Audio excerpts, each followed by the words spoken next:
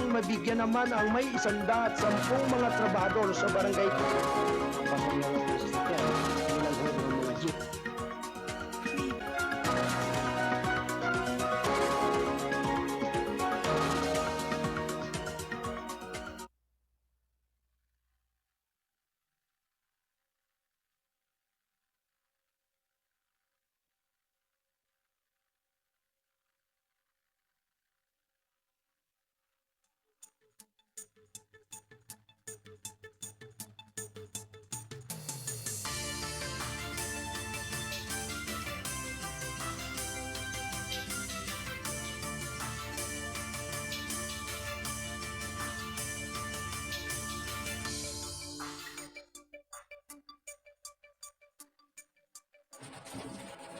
Lalo na ang pangkulang tatalakay sa mga pangyayari at naganap sa loob at labas ng ating bansa. Pag-uusapan ang anumang usapin dito sa issue ng lipunan. At ngayon, narito ang inyong host, mga editor, ang Bisayang Bisor, si Kuya Wayne Lauro.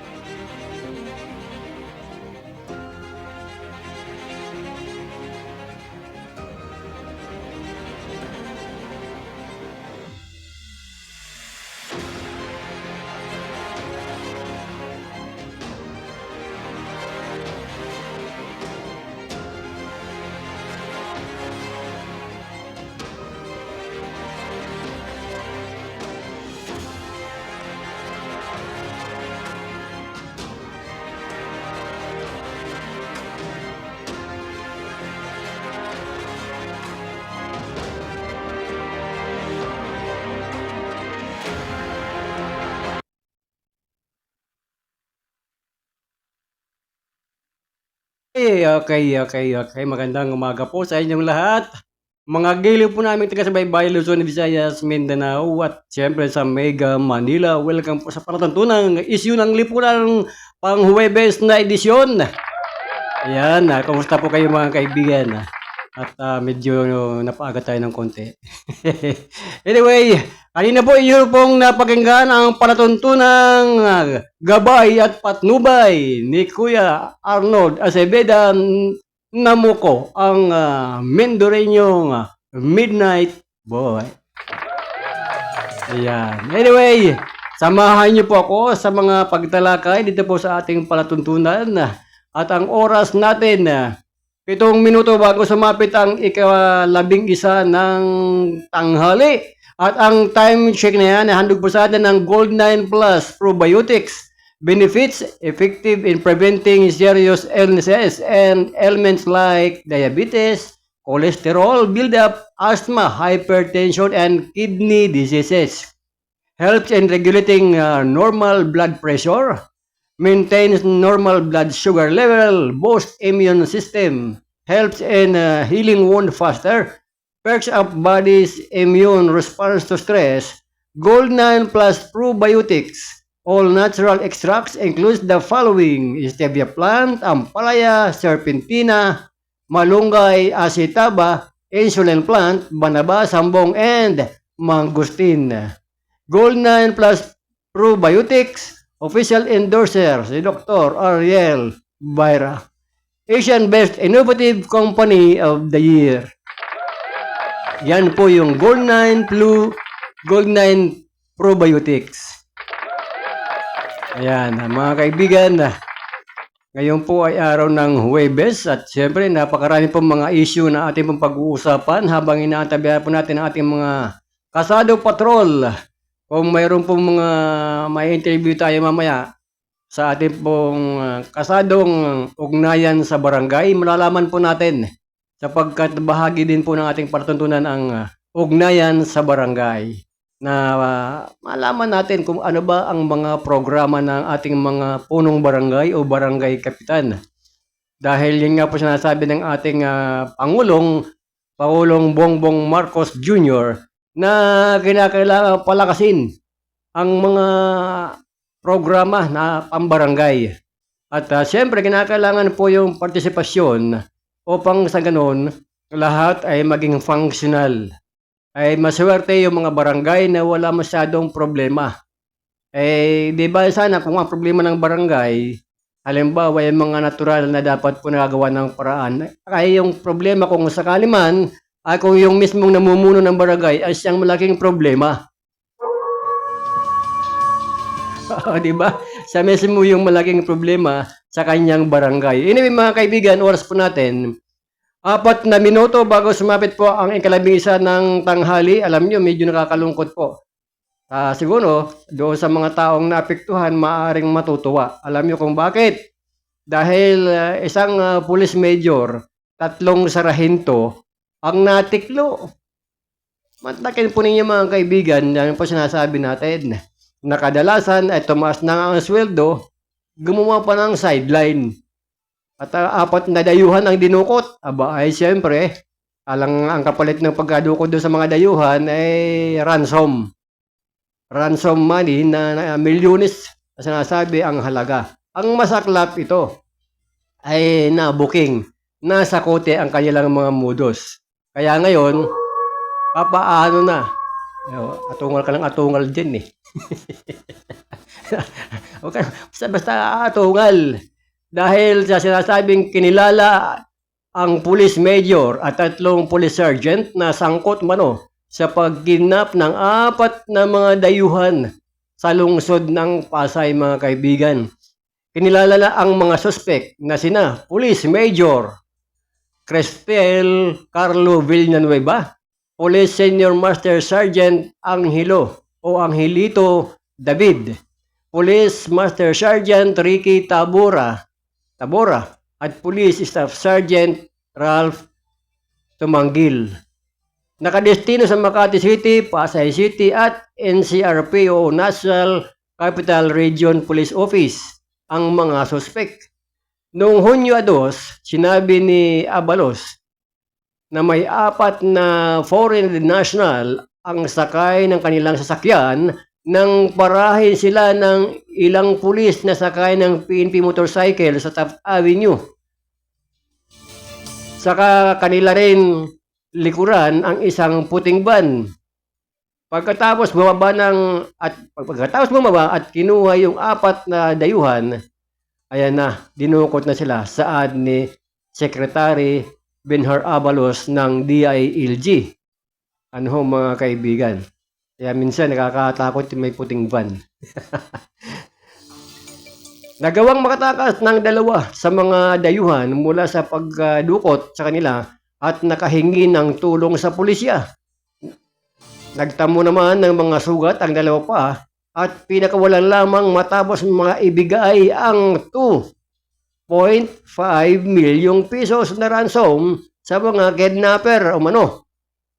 Matapos nito, nagsagawa ng operasyon ang pulisya para madakip ang mga suspect. Naharap ang mga suspect sa reklamong kidnapping with ransom, robbery at carnapping matapos makakuha ng ang mga otoridad ng ebidensya laban sa kanila gaya ng CCTV footage, mga phone at PNP-issued firearms at mga motorsiklo. Patuloy na tinutugis ang iba pang salarin kabilang ang isang sibilyan na siyang mastermind. Ayon pa kay Abalos, maituturing na sindikato ang grupo dahil nagawa nilang makapag-operate ng ganitong krimen. Ayan. Oh. Parang nananakot na kahindik-hindik.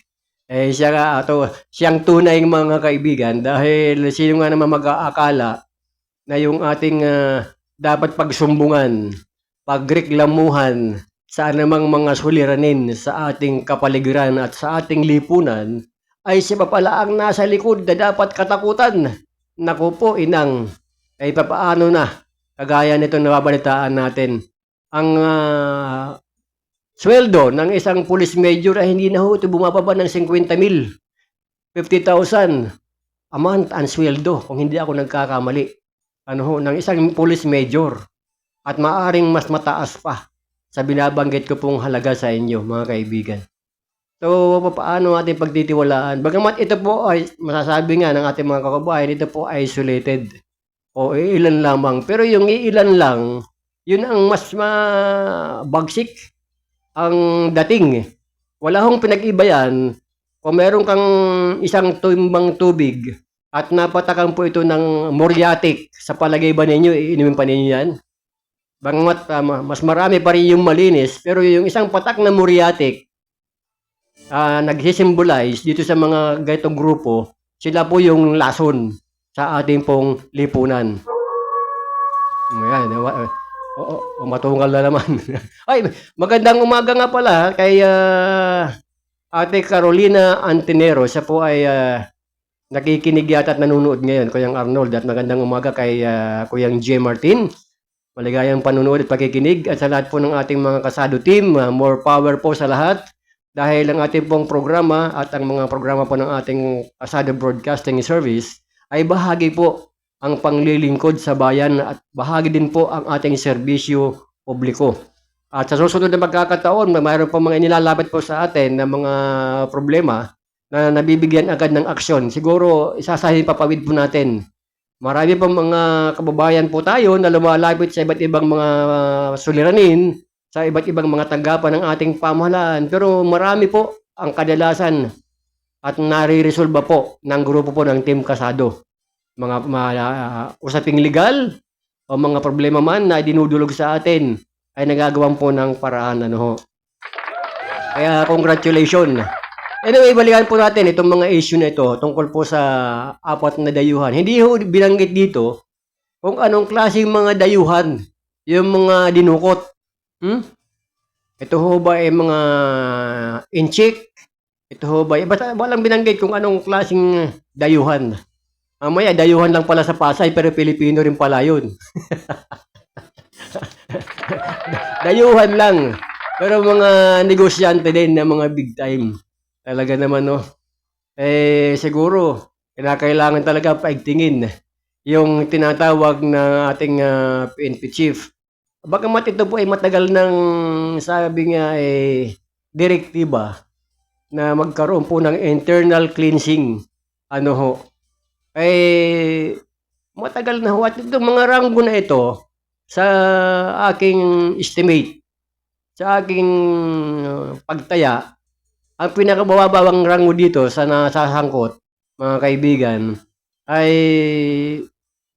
sarahento, staff sergeant. So pag sinabing staff sergeant, ilang ranggo na ang pinagdaanan, magmula sa private, nag-corporal, o di ba, nag-sarahento. Halos pang-apat na baitang na po yung staff sergeant na ranggo. So, ibig sabihin, kung ma-promote ka every 2 years o 3 years, so hindi na bababa ito sa 6 na taon sa serbisyo yung ganong ranggo na sa staff sergeant. Pag ikaw ay major, sigurado hindi rin bababa sa 5 taon yung kanyang ranggo na yan. Lalo pa kung hindi ka naman, sabi nga, ay kasama sa PNPA, graduate, kung ikaw ay rose from the rank, siguro kung mga 10 years mayroon na ito, yung police major na ito, o sakali. Depende ho kung saan siya nagtapos. Pero kung ito po ay PNPA graduate, maaring wala pang 10 years sa serbisyo. Bakit? Pag-graduate niya, teniente na eh. So, pagkatapos ng teniente, kapitan. So, pagkatapos ng kapitan, major na. Di ba? So, magsimula tayo sa private. Kasi ibalik po ngayon ng private sinabay din sa ranggo ng ating Armed Forces of the Philippines, ang ating PNP. So, private, corporal, staff sergeant, staff sergeant. Yung staff sergeant pang-4 na level. So, from staff sergeant, papasok sa master sergeant. Ay, sa police kasi, meron pang additional hindi lang iba pang master sergeant. Pagkatapos ng master sergeant, ang susunod niyan, Executive Master Sergeant o Chief Master Sergeant. So, yung executive, so halos na pang 7 na siya. O, later natin, para mas malinaw. Private, Corporal, Sergeant, Staff Sergeant, pang-4 na level. Master Sergeant, pang-5. Pagkatapos ng Master Sergeant, ay Chief Master Sergeant o Senior Master Sergeant mo, Senior Master Sergeant, tapos Chief Master Sergeant at Executive Master Sergeant. Yung po yung, marami pa kasi mga iba't ibang level ang ranggo sa pulis bilang sarahento. At ang pinakamataas dyan sa aking pagkakaintindi ay yung Police Executive Master Sergeant. Na ang susunod niyan ay teniente na. Kung pang-8 yung Executive Master Sergeant, so pang-9 ay teniente. Pang-10 ay kapitan. Ang pang-11 ay major. So pang-11 level na yung major na nasangkot dito sa ganitong gawain na illegal. At mainam nga lamang, ito po ay nabuking. Hindi ho maganda ito. Gawa nung mantakin ho, sabi nga, nabilad, nalantad, nabuyang-yang sa kahihiyan. At sigurado ako, ang bawat isa sa mga taong nabanggit dito na ating PNP officers ay may pamilya itong mga ito. Hindi po ba? May mga pamilya ito. Kung may pamilya, imposible wala ho itong mga anak. Di ba? So kung may mga anak at pagkatapos makakabasa yung mga kaibigan o kumare, kumpadre, mga kinakapatid, mababasa yung apelyido ng mga pulis na ito na nasa lathalain, nasa dyaryo, maririnig sa radyo, nasa sa social media at nasa television. Sa palagay ba ninyo yung matutuwa o mahihiya yung mga kamag-anakan nito? Natural, mahihiya. So sampal sa kanilang mga mahal sa buhay yung daladalang apelyido ng suspect na naan dito. Sabihin ay, yung tatay pala niya, di taas ng ranggo sa pulis, major. Pagkatapos yung pala nangingidnap. Di ba napakapangit pakinggan mga kaibigan? Bagamat sinasabi po ng pamunuan ng DILG na ito naman sabi nga ay isolated cases. Isolated case. Pero mainam lang ito ay sana ay wag nang maulit pa. Dahil marami na pong pangyayari na laging nasasangkot itong ilan natin mga pulis ay maling gawain. At unfair naman doon sa mga pulis natin na talagang nagtatrabaho ng parehas. Kaya sana itong gawain ay matigil na at wag na madagdagan pa na magkaroon pa ng panibagong magiging biktima yung mga pulis na ito. Dahil ngayon po, ang pagpupulis, kung kayo po ay nakapasok na at nagiging pulis na talaga, may pwesto na. Ay pinakamababa pong sweldo ng pulis ngayon ay 35,000, Kuya Arnold. 35,000 ang pinakasimula sa sweldo nila. Plus, meron pa ho mga iba't ibang mga allowances yan. Monthly allowance. So, halos na neto sila ng 40,000 sa bagong pulis. What more dito sa mga ranking officer na natin. Lalo po yung major. Kaya, hari nawa. At sana naman, dapat ang tinutugis ninyo, yung mga kriminal. Sabagay, hindi natin alam kung anong kanilang napag-usapan doon. Ano ang kanilang motibo? Magkano ba naging hatian nila? Kasi kung 2.5 million ang sinasabing ransom money na nakuha, ilan ba itong mga ito? Diba? 3 sarahento, 1 major, 4 sila. So, sa 2.5, mahigit tig-5. Taga 500,000, tama ba? Kasi ang 4 2 million. Hindi ko alam kung paano. May ako sa mathematics Pero kasi 2.5, 4 lang naman sila. Talagang may higit 500,000. Marami-rami na rin. Kung 4, nasa 600,000, 2.4 lang. aba, meron pang panghimagas, ha? Pambili man lang ng palamig at saka siomai.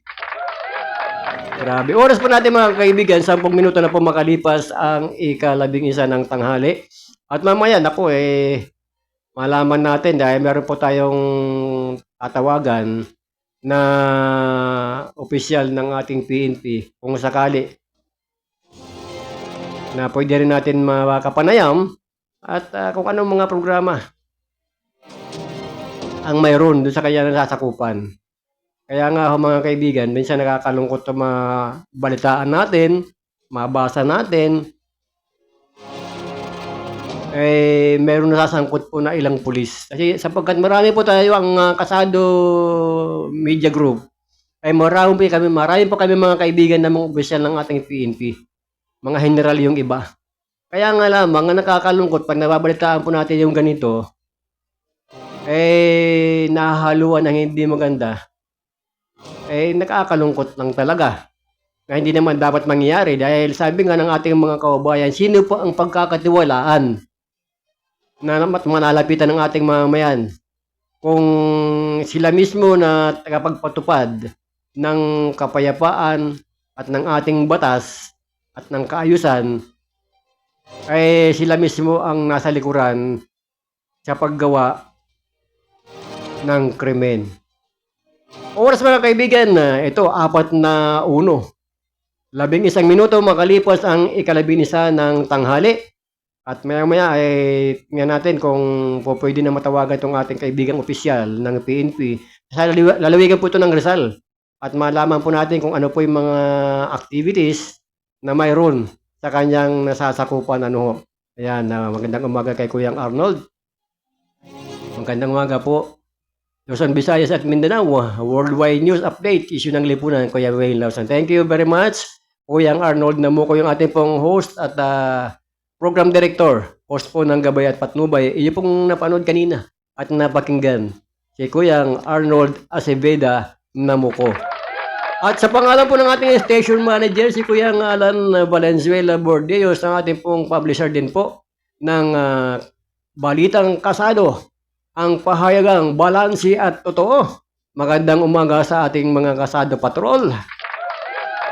Ayan, at alam naman natin na ngayon po meron na naman mga problema dyan sa Visayas, lalo po yung dyan sa Mount Canlaon, talagang napakatindi ng sinapit po ng ating mamamayan dyan dahil po sa pagputok ng bulkang Canlaon na hindi lang basta pumutok. At ang matindi ngayon dahil sumasabay po yung mga pagbuhos ng ulan, pagsabog po ng lava, ito magkaroon po ng mga pyroclastic materials, nagkaroon na po ng mga lahar, hindi ho biro. Wala ho talagang masyadong maililigtas yung ating mga kababayan maliban sa kanilang mga sarili at siyempre yung mga bahay. Hindi ho biro na kayo po ay mabagsakan ng napakakapal na abo. Di ba sana kung pangkaraniwang abo lang. Siyempre kadalasan po ng mga abo na yan po ay makapagdudulot din po at sama ng kalusugan po natin. Kaya nga po ina-advise ng ating mga dalubhasa, lalo na po ng kagawaran ng kalusugan, na magsuot po ng face mask yung ating po mga kababayan. Sapagkat hindi po natin namamalayan o hindi po niyo namamalayan, inyo pong nalalanghap yung abo na bumabagsak at sumasabay po sa hangin. Napaka-delikado po niyan, gawa ng pag iyan po ay inyong nasinghot at pumasok po sa baga, ay kakapit po sa inyong bagayan na magiging daan upang kayo po ay mahirapang huminga. Lalo na po yung mga nakatatanda, yung mga senior citizens natin, na medyo madali na pong dapuan ng karamdaman, ay talagang mahihirapan po yung ating mga kababayan. Bagamat yung ating pamahalaan po ay talagang ginagawa ng paraan na matugunan itong ating mga kababayan dyan sa Mount Canlaon, na talagang ngayon ang lahar ay dumadaloy na rin dahil bumaha ang lahat ng ibinuga mga kaibigan, ng Mount Canlaon hanggang sa La Castellana, Negros Occidental, kahapon ho, ito ng hapon. Ay mabuti kung tumigil na ho ang ulan at ang posibilidad ay medyo may ibsan po yung pagragasa ng lahar. Ito ay kasunod ng pagputok ng bulkan noong gabi ng Lunes. So ito ho ay noong June 3. Ano ho mga kaibigan? Kaugnay nito nagpapatuloy ang evacuation ng mga residente na nakatira sa mga barangay na apektado ng lahar. Kung naalala po ninyo mga kaibigan, noong 1986 ay pumutok din po. Ito pong Mount Pinatubo.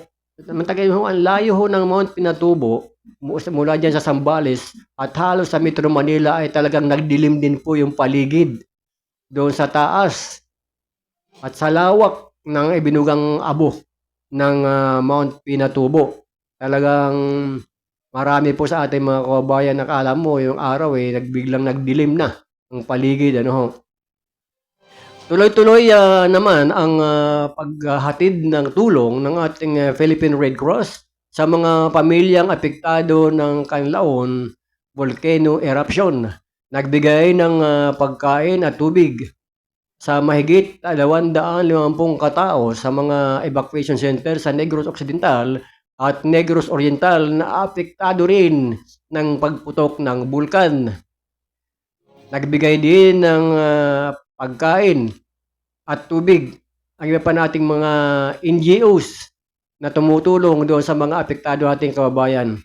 Ayon kay PRC Chairman at CEO Richard Gordon, bukod sa pagkain at psychosocial support, namamahagi rin ang mga volunteer ng N5 mask sa Regional Health Unit ng Negros Oriental. Ito po yung mask na makapalho.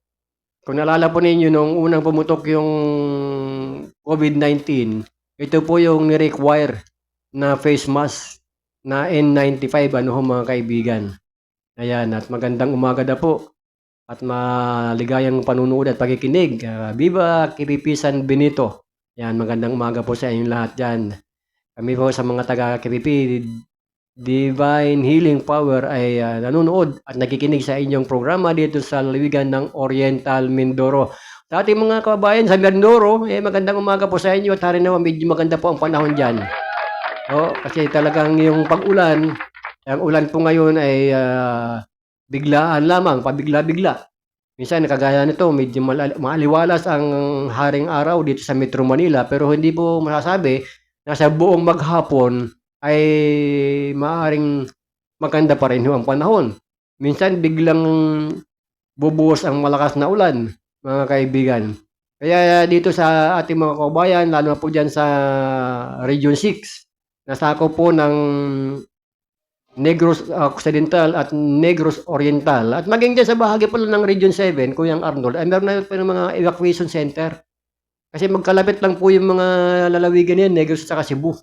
So, siyempre, ang asphalt, talagang malayo po. Depende po sa ano ng hangin o saan mapapadpad yung mga abo na yan.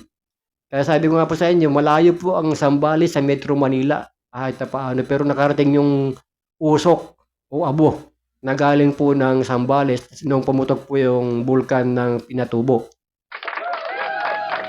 Oy, mga kaibigan ha, yung ating mga kababayan nag-aabang po doon sa mga atleta natin. Hari naman ba, video yung pinapangarap na gintong medalya. Alam niyo naman, pagka nakapanalo po yung ating mga atleta dyan sa Paris Olympics, ay milyon din po ang magiging benepisyo na ibinibigay po ng ating gobyerno. Oras mga kaibigan, 19 na minuto makalipas po ang 11 ng tanghali at kayo po ay nakikinig pa rin sa programang Issue ng Lipunan ngayon pong araw ng Huwebes.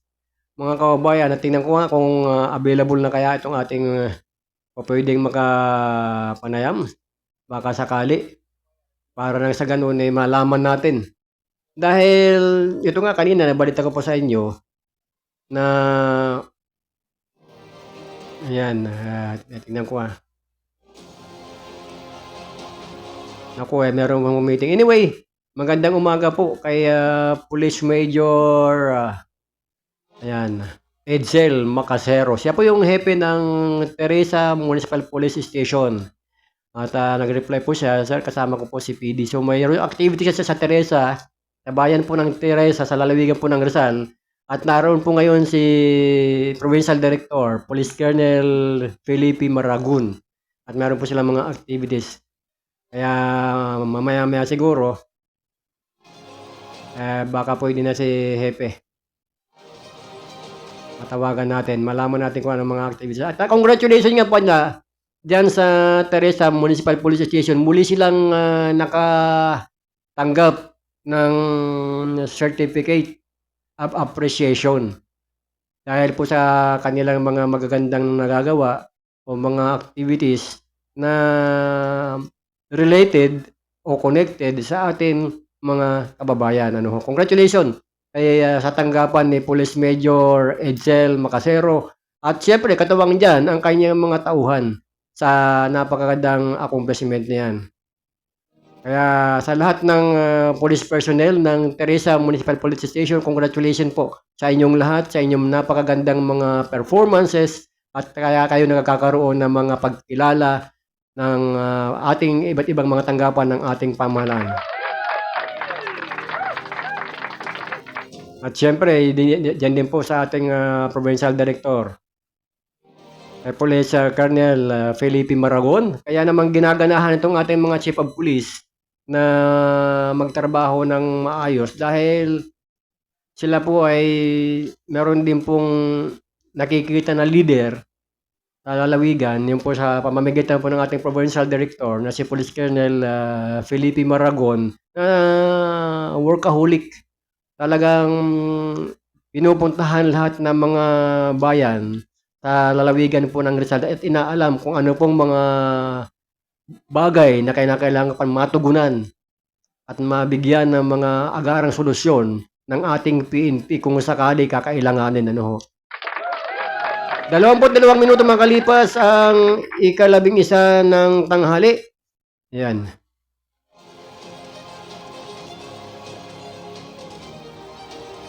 May hearing. Sino yung may hearing?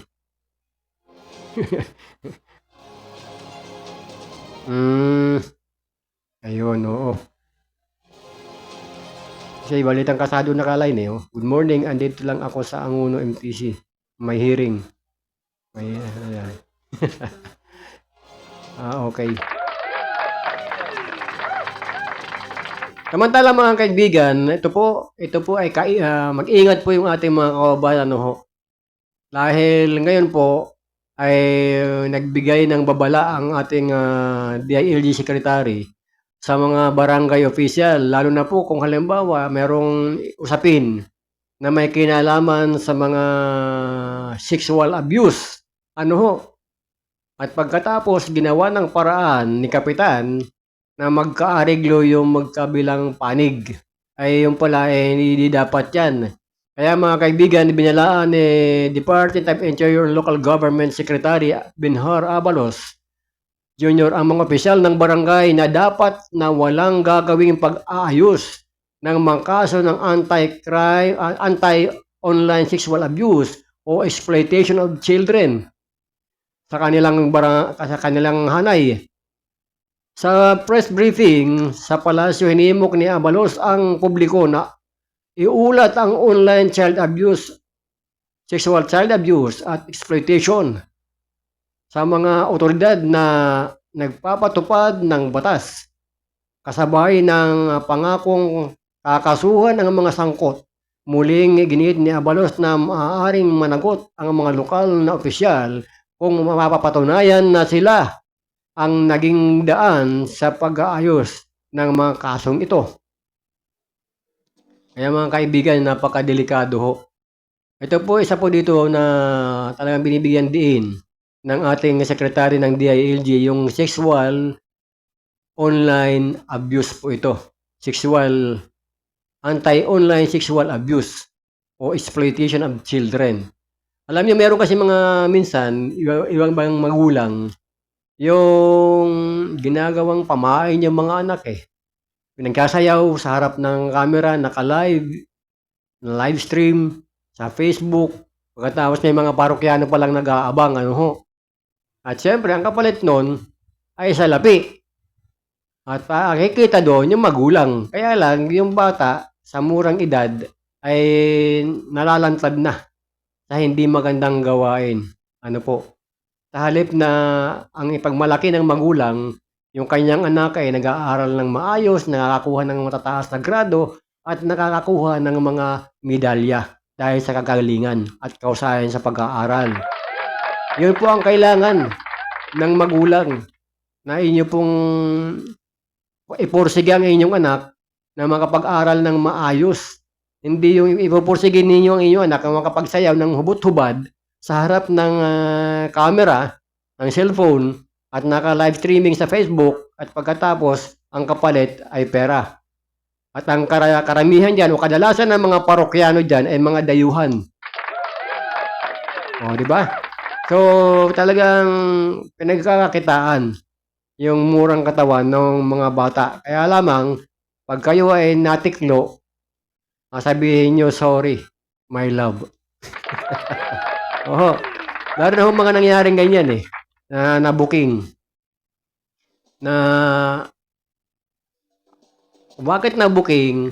Yung babae, ang ginagawa niya ay gumagamit siya ng illegal na droga. At syempre, pagka nga naman nasa impluwensya ng illegal na droga, ay malamang wala na sa tamang katinuan. At pagkatapos na makagamit ng illegal na droga, ayun na. Mag-live streaming na. Makikita na, nagsasayaw na. Di ba sana kung kayo nagsasayaw dyan sa Ubando, Bulacan, doon sa mag-asawa na hindi ho nagkakaanak. Ano ho? Kaya nagsasayaw na, at ang mamasaklap, yung ina nagsasayaw ng ganun, kung ano ang request ng parokyano, siyempre, pag sinabing walis lahat ang kasuutan, depende ho sa negosasyon kung magkaano ang usapan, kung magkaanong halaga ang ibabayad ng nanunood, ng parokyano, mga kaibigan.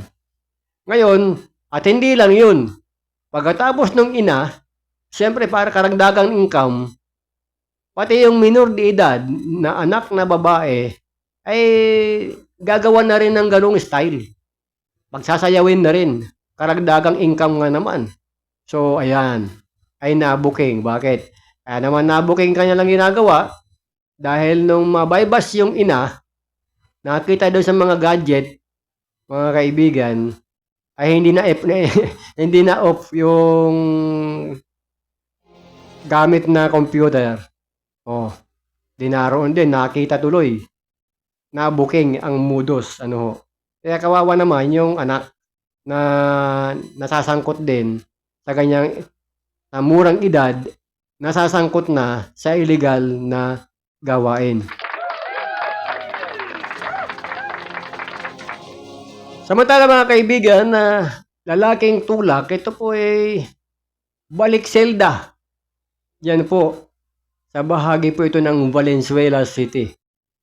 Balik sa kulungan ng isang tulak ng illegal na droga na itinuturing bilang high-value individual ng madakip sa bypass operation sa Valenzuela City.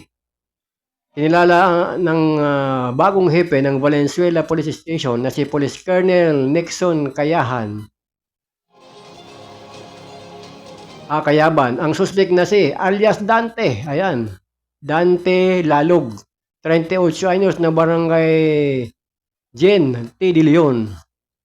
Ayon kay Colonel Kayaban, nakatanggap ng impormasyon ang mga operatiba ng Station Drug Enforcement Unit na patuloy pa rin ang suspect sa kanyang illegal na drug activities. Kaya kinasa nila ang bypass operation kontra sa suspect.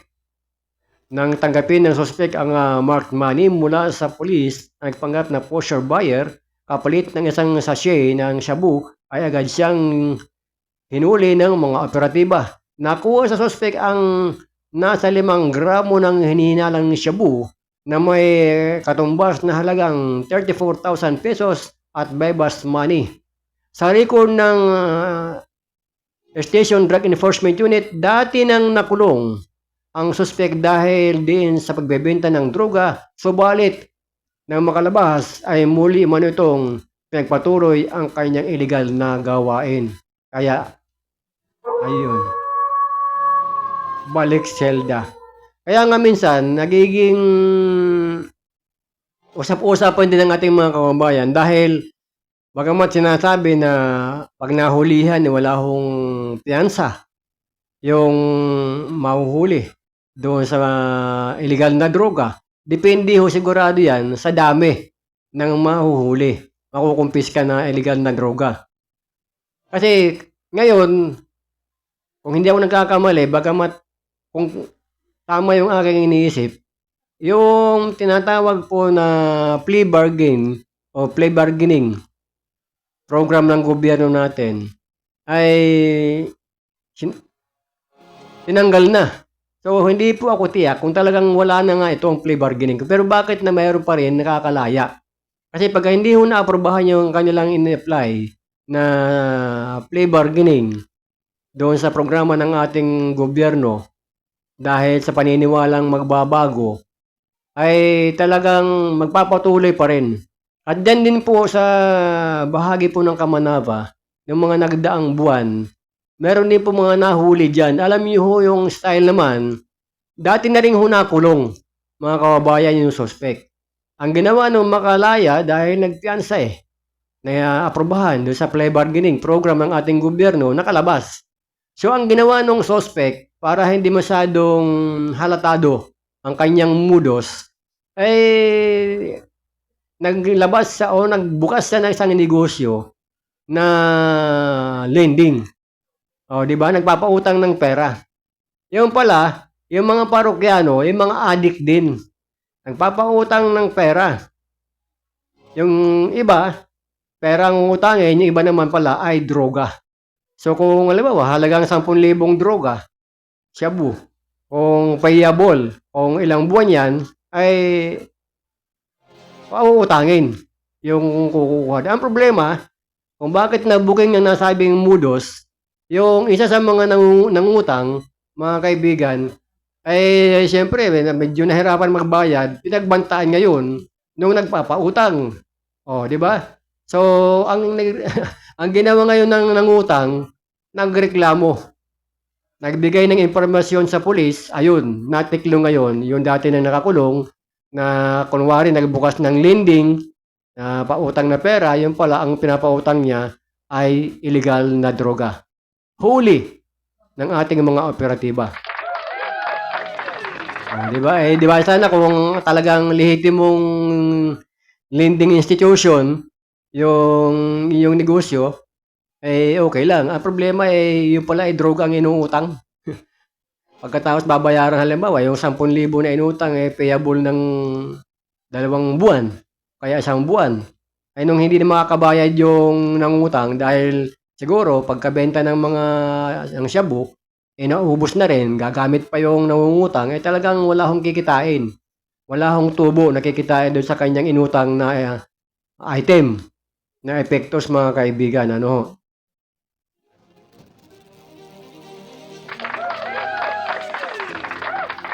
Kasi pa rin sa mga mainit na issue mga kababayan, siguro hindi na lingid sa inyong kaalaman yung tungkol po doon sa Pogo, sa Bamban na ni-raid po ng ating mga operatiba.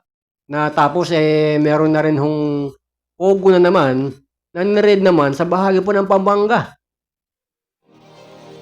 At yung Pogo na ni-raid sa Pampanga ay may impormasyon po ang ating pamahalaan na matagal na palang ipinasarado yun. Pero bakit ho nakapagbukas muli? Bakit po muli sila nakapag-operate? Ano po at magkaano po ang naging kasunduan? So mga kaibigan, yun po ang malaking katanungan.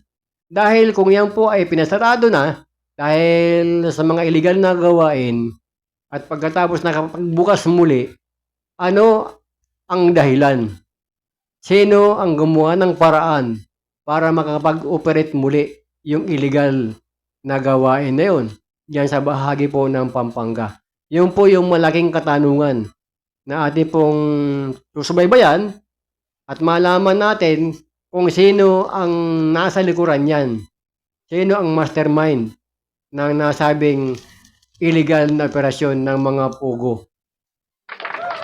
At pagkatapos, ipagka mga namin nahuli ng mga dayuhan, ang gagawin lang ay papupugahin. Puga sila, puga. Na galing sa pugo. Mga kaibigan, 35 minuto makalipas po ang ika-11 ng tanghali at kayo po nakikinig pa rin sa programang Issue ng Lipunan.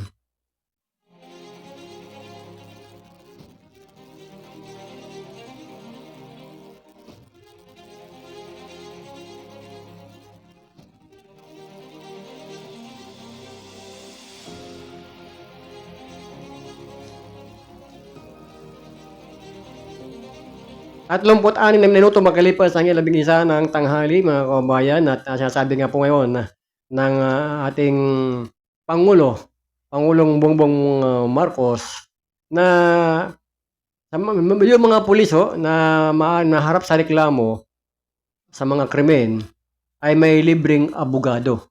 Depende ho yan mga kaibigan kung ano po yung kinasangkutan na krimen ng mga pulis.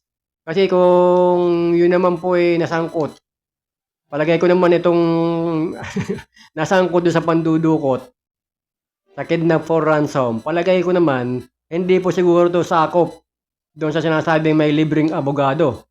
Ano ho, mga kaibigan, na sinasabi po ng ating Pangulo na yung mga pulis na maharap sa reklamo, sa krimen, ay may libreng abogado. Ipinag-utos ni Pangulong Ferdinand Marcos Jr. ang pag-aaral para sa posibleng paglikha ng legal department sa loob ng Philippine National Police na magsisilbing defense counsel para sa mga pulis na naharap sa mga reklamo at krimen.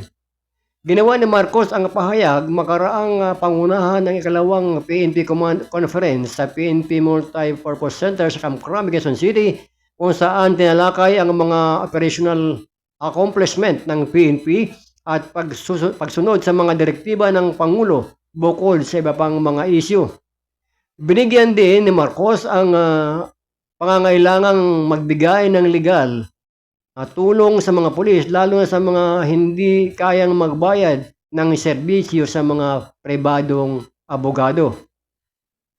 Sinabi ni Marcos na hindi maaaring baliwalain lamang ng gobyerno ang kapakanan ng mga pulis, lalo na ang mga ordinaryong pulis at kababaihan na nag-aalay ng kanilang buhay sa pagkasagawa ng mabuti o paggawa ng mabuti sa PNP. Ngunit hindi kayang magbayad ng abogado o humingi ng serbisyong legal. Layunin din ng panukala na protektahan ang PNP mula sa mga maimpluwensyang grupo na nangaharas sa pwersa ng pulisya. Dagdag pa ni Marcos na ang PNP Legal Department ang mananagot sa pagbibigay ng legal advice at iba pang serbisyo sa mga pulis. Malaking bagay ho yan. Sapagkat hindi ho maiiwasan, lalo na po, ito po, isang halimbawa dyan kung bakit minsan ang mga pulis po natin nakakasuhan. Lalo na po kapag ang accomplishment ng pulis ay tungkol po sa illegal na droga. At kapag sila po ay nakahuli ng mga drug personalities, drug suspect, at pagkatapos sila ang kanilang mga nahuli ay merong puhunan, may salapi, talagang kaya magbayad ng mga pribadong mga mahusay na abogado, talagang mahihirapan na yung ating mga pulis. At kadalasan, kahit na anong bigat ng ebidensya, pagka nagkaroon na ng matinding labanan sa korte, at ang kadalasan yan ay nakapagpapiansa at sa bandang huli, alam na ang sitwasyon. Ang pulis pa ang nakakasuhan.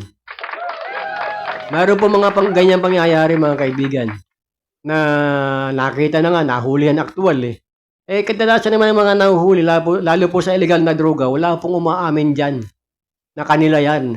At ang minsan pa nga, lalo na may mga nahuhulihan na may sinabi sa buhay, may impluwensya, may pera. Ang kadalasan, nide-depensa pa nga yan. Yung mga pulis nga naglagay yan, hindi naman sa amin yan. O, di ba? So, talagang maganda itong sinasabi ng ating Pangulong Bongbong Marcos Jr. na bigyan talaga ng suportang legal itong ating kapulisan na nahaharap sa mga usapin sa iba't ibang uri ng reklamo sa korte. Kaya nga lamang lalo po ito mga kaibigan, babalikan ko lang po sa inyo. Yung Comprehensive Dangerous Drugs Act of 2002. Ito po yung Republic Act 91665, mga kaibigan, na doon po sa nasabing batas. At pagdating po sa mga inventory, ito po yung halimbawa may nahuli na isang drug suspect na by bust. So, obligado po na mag-attend at mag-witness ang media at elected official. At dati po, 3 po ang kinakailangan dyan na mag-witness. Ano po ang layunin? Hindi po para idiin yung suspect ng opisyal ng barangay o ng LGU at ng media. Ang layunin po yan kung bakit po naroon ang elected official, media, at dapat kasama pa dyan ang kinatawan ng Department of Justice. So sa ngayon, sa aking pagkakaalam, ay hindi na ho isinasama yung kinatawan ng DOJ. Kaya lamang ang nakakalungkot dyan, pagka nagkaroon ng pagdinig sa kaso, obligado ngayon ipatawag ng korte ang media practitioner, ang elected official doon sa nahulihan na suspect.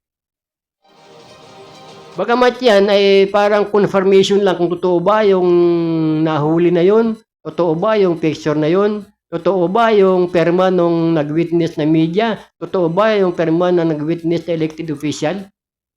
Confirmation doon sa pangyayari. Kaya nga lamang malaking abala din ho pare-pareho.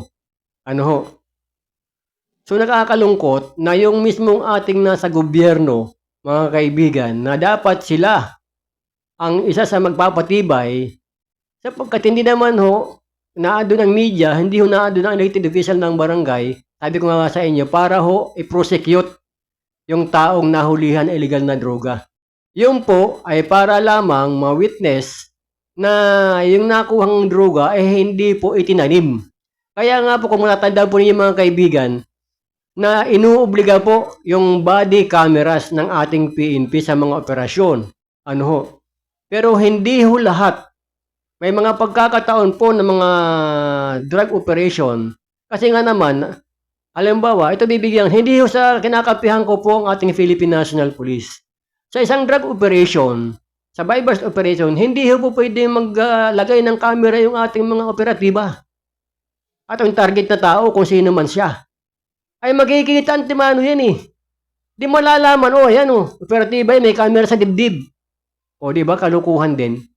Bagamat yun, ang pangapatibay din, depensa ng pulis sa kanilang sarili, pero yun naman na magiging hudyat din para yung suspect na uhulihin, yung target ay makatakas, makalayo. O, di ba? Para ganito lang din ang aking pag-analisa din sa iba pang mga issue tungkol dyan. Halimbawa, kayo po ay nanguhuli ng isda. Subukan ninyo yung isdang uhulihin ninyo habang nasa kawil, mga kaibigan, yung pain, hawak-hawak ng inyong kamay. Sa palagay ba ninyo may lalapit na isda? O, di ba? So, ang inahalimbawa ko yung kamay bilang camera. Mahuhuli ba kaagad ninyo yung isda habang hawak-hawak ninyo yung kawil na naado yung pain sa inyong kamay? Sa palagay nyo? May tama ba ako o tama kayo? Ganun lang kung kasimple yan. Kaya nga, pagka nagkaroon ng buy-bust operation, hindi outright, bagamat mayroong mga municipal police station o city police station na pag nagkaroon ng drug buy-bust operation, na naroon yung posture buyer, mula sa istasyon, sa briefing, kung paano ang gagawin ng mga operatiba, kasama yung media, at elected official ng barangay patungo sa site, yun po ay detalyado at kung sino ang target. Ano ho? At hindi ho lang yun. Kaya ho pinaliliwanag sa inyo upang sa ganun, ibang mga kababayan natin, mawala po yung agam-agam na maaari na pagkaisahan, kakutsaba yung media, kakutsaba yung elected official. Hindi ho makapag-cooperate ang mga operatiba kung wala hong proper coordination ng PDEA. Ho, para magsagawa ng drug buy-bust operation. Mayroon pong koordinasyon ang PNP sa PDEA. Kaya nga may control number yan. O di ba? So, alam ng PDEA na mag-ooperate ang PNP at ang target kung sino at kung anong oras po sasagawa ang operation. O, yan po ang mahirap dyan. Kaya minsan, masakit natin pakinggan, pero yan po ang katotohanan na yung Department of Justice, wala akong na-witness. Simula po nung naging batas yan, can you imagine, 2002, yung Republic Act 9165, mga kaibigan, meron ba kayong nabataan na kinatawan ng Department of Justice na nag-witness doon sa inventory sa mga nahuling drug suspect? So kung 2002, sino ang pangulo ng mga panahong yun? Ilang pangulo ang nagpalit-palit na, mga kaibigan? Oh. So napakaraming presidente ang dumaan dyan at yung batas na yan, nariyan na yan. Pero bakit hindi ho ganong ka-epektibo at hindi ganong kaigting ang kampanya ng ating pamahalaan sa illegal na droga? Naging maigting lang naging mainit lang ang labanan pagdating sa illegal na droga nung naging pangulo yung dating Pangulong Rodrigo Roa Duterte, di ba? Mga kaibigan, na sinasabi na maabot ng 20 milyon o 20,000 ang mga napatay laban sa drug war ng Duterte administration. Ganun karami ang mga napas lang. So sa mga napatay na yan, hindi natin alam kung lahat ba yun talaga ay mga talamak. Kaya nga ngayon, nag-aalboroto yung mga grupo ng Commission on Human Rights. O, tama lang ho yan. Pagtanggol ho ng ating Commission on Human Rights, yung karapatan ng bawat isang Pilipino. Pero, siguro pag-aralan din ng Commission on Human Rights na kapag ang pulis ang napatay, kapag military ang napatay, asaan kayo? Nag-iingay ba ang ating Commission on Human Rights? Kapag may mga naambus na mga sundalo, may mga naambus na mga pulis sa kanilang trabaho? Oh. May mga nag-iingay ba ng mga grupo ng karapatan? Pagka ang mga napapatay itong ating mga otoridad? Oh. Ang gusto po natin palabasin, maging balansyado po, mga kaibigan, ang Commission on Human Rights. Kaya nga, nalala ko dati, dapat ang sweldo lang daw, peso. O budget ng Commission on Human Rights dati, peso na lang. Ang sinisweldo ng Commissioner ng Human Rights, mga kaibigan, ay nanggagaling din po sa pondo ng gobyerno. Ano? Tama lang ho naman na pangalaga ng karapatan ng bawat isa. Bawat mamamayang Pilipino. Mga kaibigan. Pero pag-aralan ho ninyo at maging balansyado din po kayo, sino ba ang dapat bigyan ng proteksyon ng Commission on Human Rights? Yung bang adik o yung naperwisyo ng adik? Ayun lang katanungan, simple katanungan. Yung napatay ng adik o yung adik ang bibigyan ng proteksyon? Oh. Doon sa panig ng mga namatayan na drug addict, natural, sasama ang loob ninyo. Palalabasin ninyo, mabait yung anak kong yan. Aba, wala akong bisyo yan, maliban sa pag-a-addict. Oh, di ba? Kaya nga po mga kaibigan, sabi ko nga po sa inyo, ako, ito, pananaw ko lang, sarili yung opinion ko lang ito, ano. Ako, kahit kapatid ko, kung halimbawa, perwisyo sa lipunan, hindi ako manghihinayang na mawala na lang siya ng tuluyan sa lipunan. Kaysa naman, makaperwisyo pa siya sa ibang mamamayan. Ano ho? Hindi ako nanghihinayang. Kasi ang akin dito, yung kapakanan ng mas nakararami. Eh sino ba sa mamamayan natin ang gusto ng may addict sa paligid? Kayo ba makakatulog ng mahimbing habang sa paligid ninyo yung mga drug pusher, mga drug addict? Na naghihit-hitan, hating gabi, nag-iingay? Kayo ba matutuwa? Gusto ninyo matulog ng mahimbing? Naglipa na yung mga drug addict? Nagkakaroon ng mga patsation sa paligid ninyo? Palagay ko naman hindi. So, sino ang dapat ninyong paboran? Di ba, sana kung kagaya kayo kay Kuyang Jerry Acuno, siya ay hindi addict ng droga. Addict siya sa babae. Ay, good morning.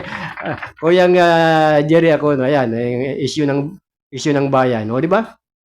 Kidding aside, mga kaibigan, yan po ang akin dito eh. Kasi, yung panahon ng dating Pangulong Rodrigo Roa Duterte, talagang hindi ho biro.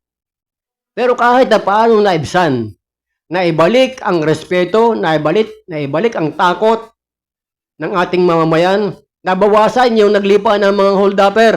O ngayon, ayan na naman yung mga naglipa ng mga hold-upper. Nung karaang gabi lang, sa lungsod ng Antipolo, may isang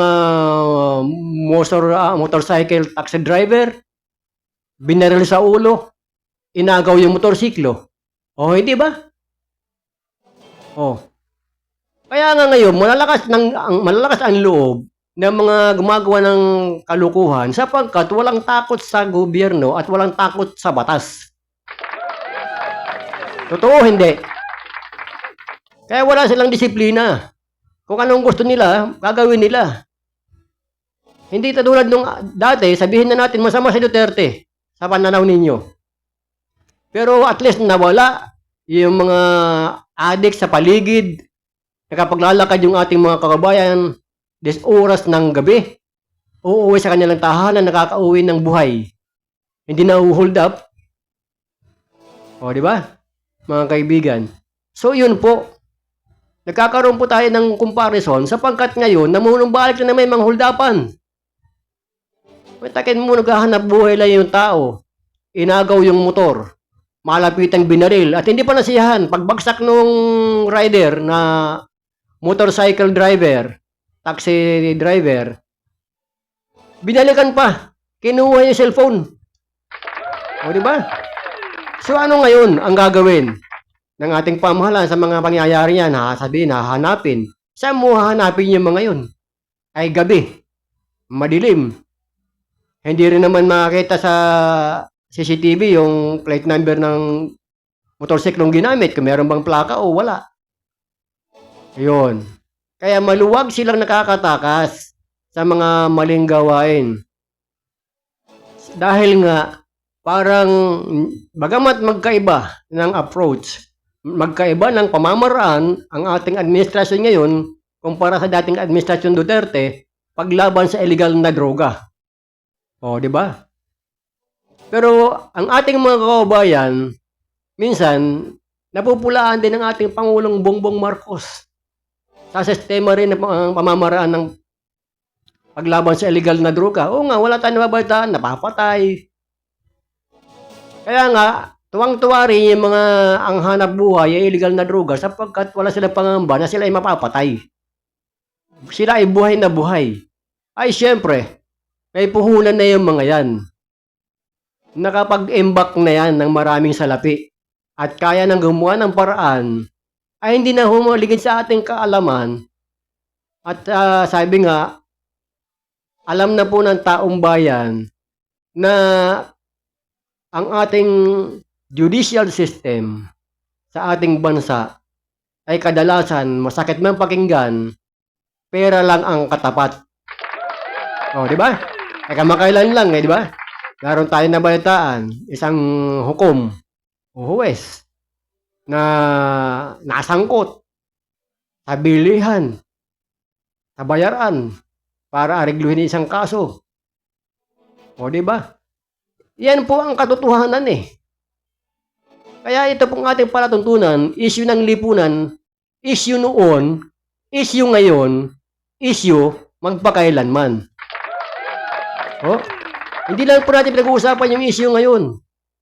Ang pinag-uusapan po natin, yung issue na po pwedeng magkaroon ng idea yung mga namumuno sa ating gobyerno kung paano ang gagawin pamamaraan upang hindi ho maglipa na itong mga masasamang elemento na naman ng lipunan at wala nang takot sa ating mga otoridad. Oh, ilan lang ho yun.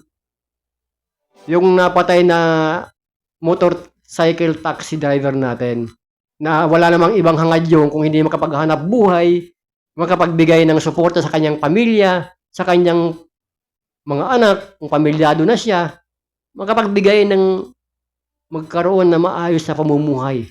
Pero ano nangyari? Hindi ba? Kaya nga minsan, sabagay, hindi na ako nagtataka. Kasi talagang ang ating lipunan, wala na ho talagang kadalasan at karamihan, wala akong disiplina. At nawawala na rin po ng respeto. Napakahalaga po kasi na ang bawat isa ay meron pong respeto. At syempre, para magkaroon ka ng respeto at takot, unang-una, dapat meron kang pinaniniwalaan dakilang lumikha. Ay syempre, yung mga sasamang elemento na yan, lalabot na kadroga na yan, wala na yun. Hindi na iisipin yun na, wala takot sa Diyos, wala na. Ang iisipin yun kung paano sila makakagawa ng krimen at makalusot sa kanilang ginawang krimen. Diba? Kaya nga ngayon, dahil wala naman tayong ultimo ngayong divorce, pinagkatalunan pa dyan sa Senado Yan pa kayang magkaroon tayo ng death penalty? May pasa pa kaya? Natural, hindi. Mga kaibigan, 4 na minuto bago sumapit po ang ika-12 ng tanghali, meron pong nag-message sa akin dito. Ayan. Dali lang ho at nawala agad. Ko yung mga pari nga nagsusuntukan Oo nga no.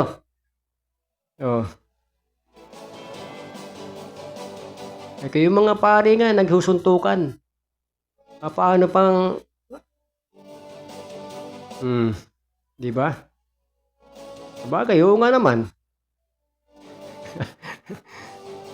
Nabaltaan ba ninyo yun? Yung inumbag ng obispo? Yung isang pare? Talaga naman Kaya talagang yung ating, sa panahon natin ngayon, malaking suliranin talaga ang kinakaharap ng ating pamahalaan. Kaya ang kinakailangan po talaga, maging aktibo yung ating mga kababayan, lalo po sa mga barangay official natin. At wala pala akong na-schedule na barangay natin official ngayon Kaya ngayon nasa ako yung ating mga kasado patrol na kung meron kayong mga hagilap na mga official sa iyong barangay, yan ang muna inyong ipasok yung report.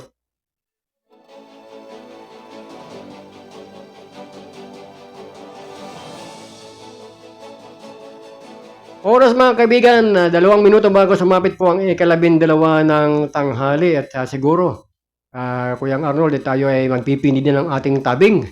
Ngayon pong araw ng Huwebes at tayo pong magbabalik sa araw po ng Martes dito po sa programang Issue ng Lipunan mga kaibigan at humihingi po ng dispensa si Police Major Edsel Macasero, ang Chief of Police po ng Teresa Municipal Police Station dahil marami po silang activities ngayon at kasama po niya si Police Colonel Felipe Maragon, ang Provincial Director ng Rizal Police Provincial Office. With that, mga kaibigan, maraming salamat po sa inyong walang sawang pagsubaybay. Harinawa, kayo po ay aking nahatdan ng mga impormasyon na kapaki-pakinabang dito po sa issue ng lipunan. Sa pangalan po ng ating station manager at publisher na si Kuyang Alan Valenzuela Bordillo. At siyempre, sa ating mga kasado patrol, ay Kayang J. Martin, ang ating pong head ng technical director, at ang ating pong naging kaagapay sa programang Issue ng Lipunan ng ating program director, si Kuyang Arnold Aceveda Namuco, ang program host ng Gabay at Patnubay.